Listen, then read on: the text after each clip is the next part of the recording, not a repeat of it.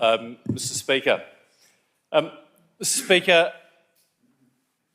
I often reflect on these lines that I've picked up during my journey, both professionally and in public life.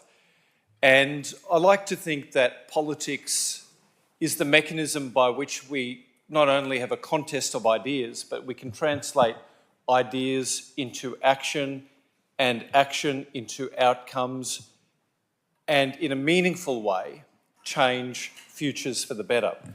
And there's this line that often sits with me, and it's by a French novelist. I forget their name, but the line goes as follows. It says, "Now, in every human question, there is something more powerful than strength, than courage and genius itself.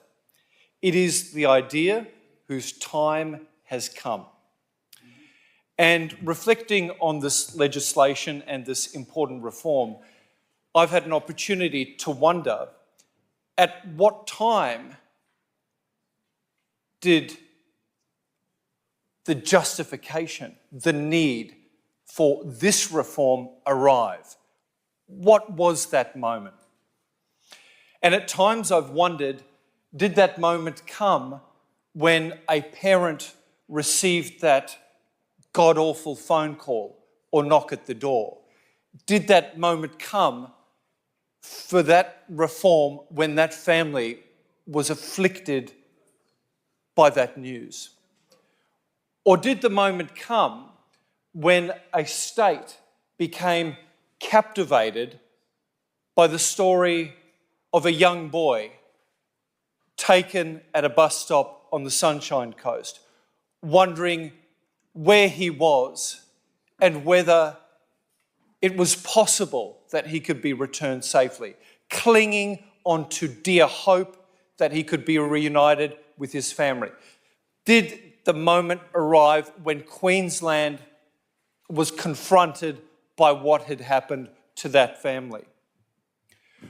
Or was it in this Parliament not so many years ago when the LNP opposition stood up and said, enough is enough, and we need now in the state of Queensland a mechanism to prevent further abuse by empowering parents to make decisions, better decisions for their children and who would be in their orbit?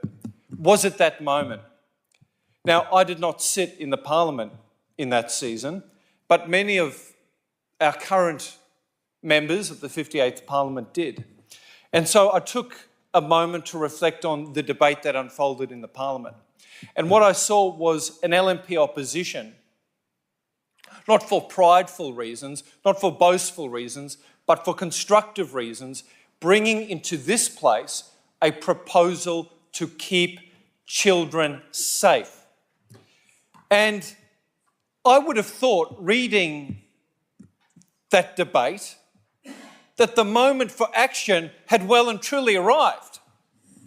But what we had was a callous and dismissive Labor government who was not prepared to contemplate perhaps circumstances demanded action.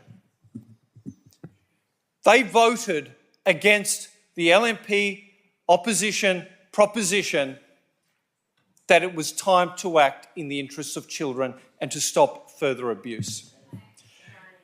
And they questioned whether there was evidence to take action.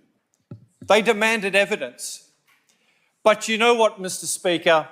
The evidence was laid bare in the horrific story of Daniel Morecambe. That was the evidence. And the Labor government refused to see it as such. And in that former Parliament, we had the member for Nicklin make an incredible contribution, and a contribution not only as a champion of the vulnerable, not only as a champion of child victims, but as somebody who worked hard to find justice and to put lives together, back together. And he made an incredible contribution, as did the member for Toowoomba North, my colleague here, the member for Southport. But I just want to draw the House's attention to a comment that was made by the member for Nicklin. And he was reflecting on the opposition of the Labor government to our view that the time had arrived for a public sex offender register. And he reflected on how the then member for Maryborough had opposed our suggestion. And he said, hopefully the member for Maryborough will get a chance to have a say on this motion, because I understand that he has supported it in the past.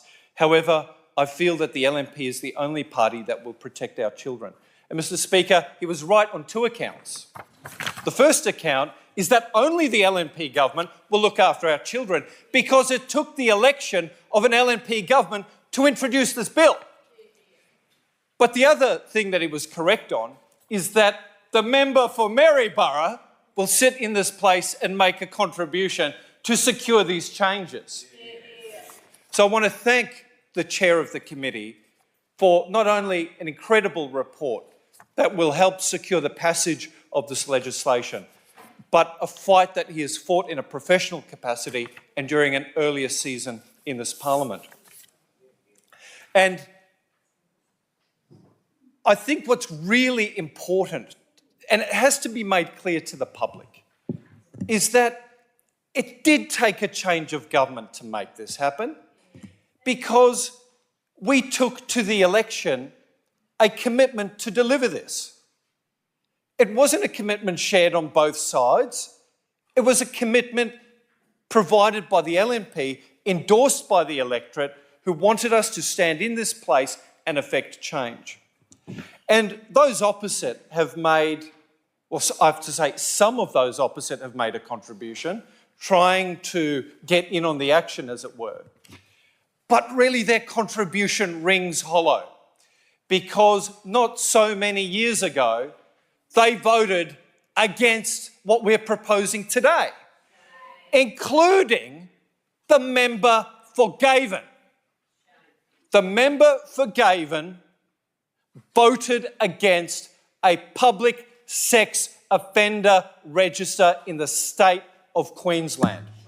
And her party leader, the leader of the opposition, has so far refused to stand up, do a mea culpa, and back it in this time.